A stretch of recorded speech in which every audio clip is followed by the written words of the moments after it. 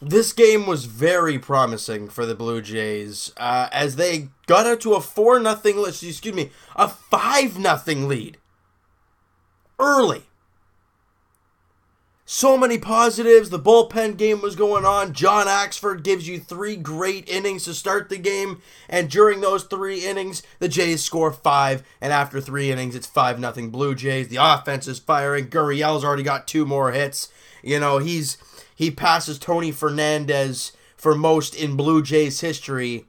I mean, unbelievable to see him continue to rake the baseball. He ends up 2 for 5 in the game today. Average up to 312, has a couple RBIs as well. But the Jays, like I said, got off to a good start early on. Kendrys Morales hit an RBI single to center field. Granderson comes in to score. Gurriel moves up to second base, and the Jays have the 1-0 lead just like that. That's what you want to see. Top of the second inning with 2 runners on. Lourdes Gurriel singles to left field. Martin scores, and Brandon Drury comes in to score, and the Jays take a 3-0 lead. This is great. Now we go to the top of the third inning.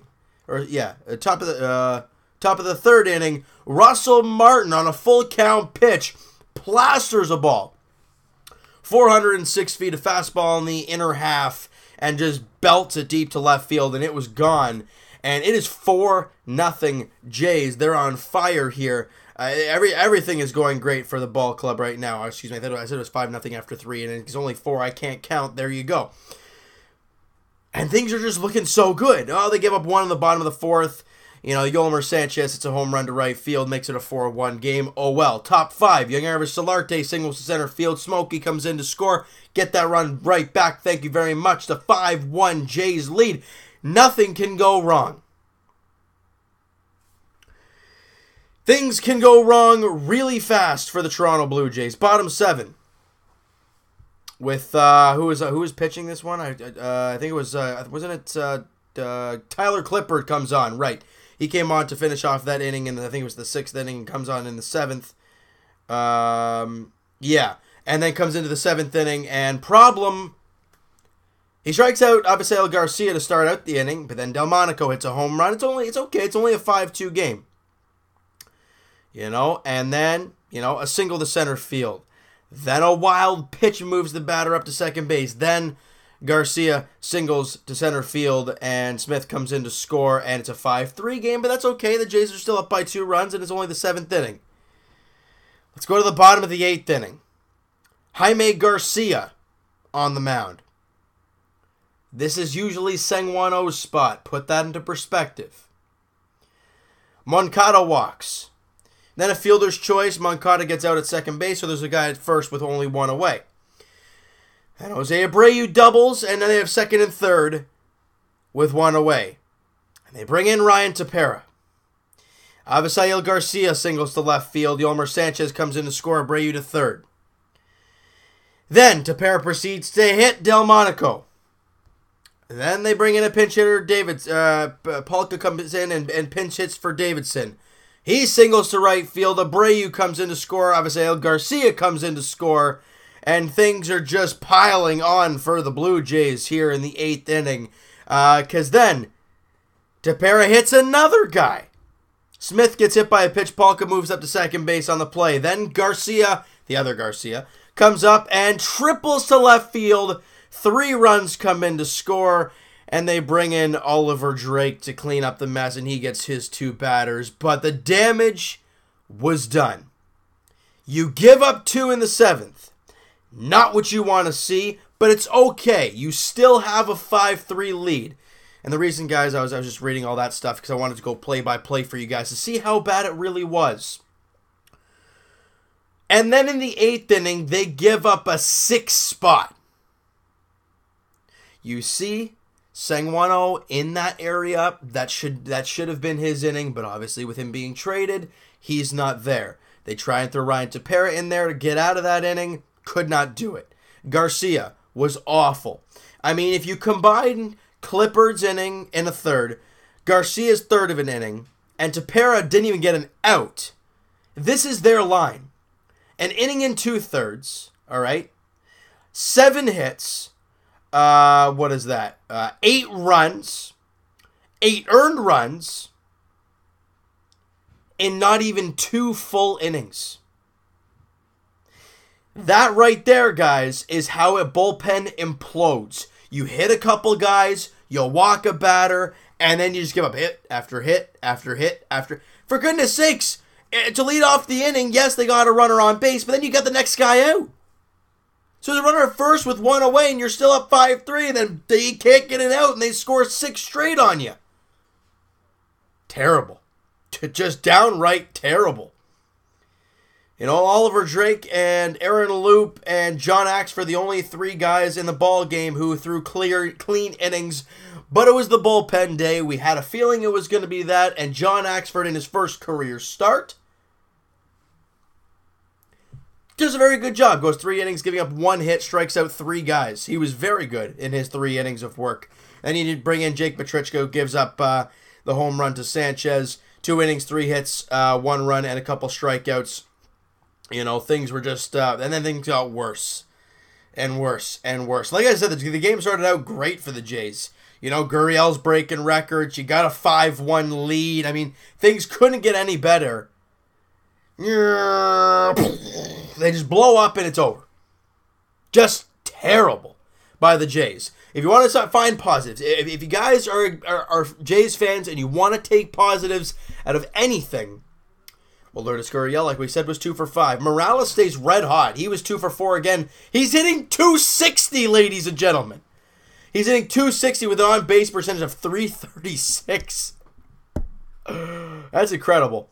Hernandez continues to struggle. He was 0 for 3. Didn't strike out, though, and walked in the game, but his average is down to .243 now. Russell Martin was 2 for 3 in the ball game. His average is up over 180 now. Good for him. Grichuk 1 for 3.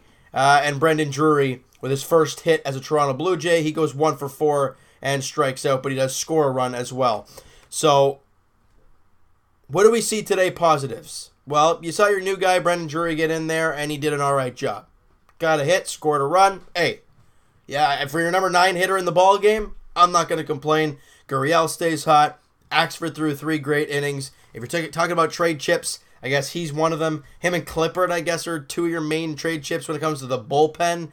And good news, Jays fans.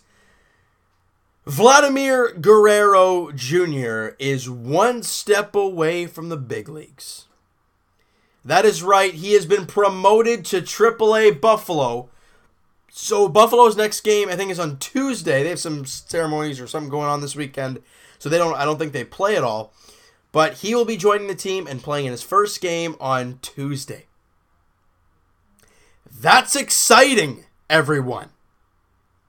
I'm jacked up. Now, Bo Bichette obviously having this not the Bo Bichette type of season we were used to seeing, and not the Vladdy Guerrero-esque type of season. He is still down there in AA New Hampshire. I thought they might give him a call, kind of keep those two in sync with each other, but they're keeping the guy down there that's not playing as well as Vladdy. He's hitting over 400. You can't keep him down there. It's going to be very interesting to see how he does here down the stretch and in AAA, that 1 step before the big leagues. And obviously with Josh Donaldson, free agency looming, do you think Vladdy Jr. has kind of punched his ticket into the Jays lineup next year? I think it all depends on how he ends this season with Buffalo and how his spring goes. But I think for the most part, there's no doubt that Vladdy Jr. will be a Toronto Blue Jay next season.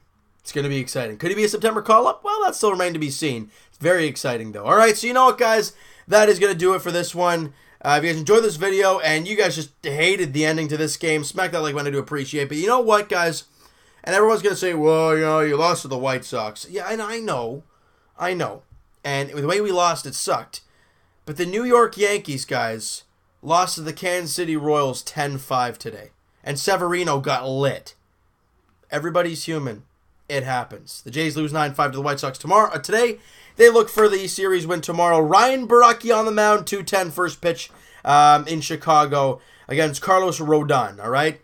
So if I already said this stuff, I don't care. Hit that like button if you guys enjoyed the one. Hit the subscribe button if you guys have not already. Comment down below what you guys think of the game. What do you guys think of John Axford getting the call to start? What have you thought of Gurriel?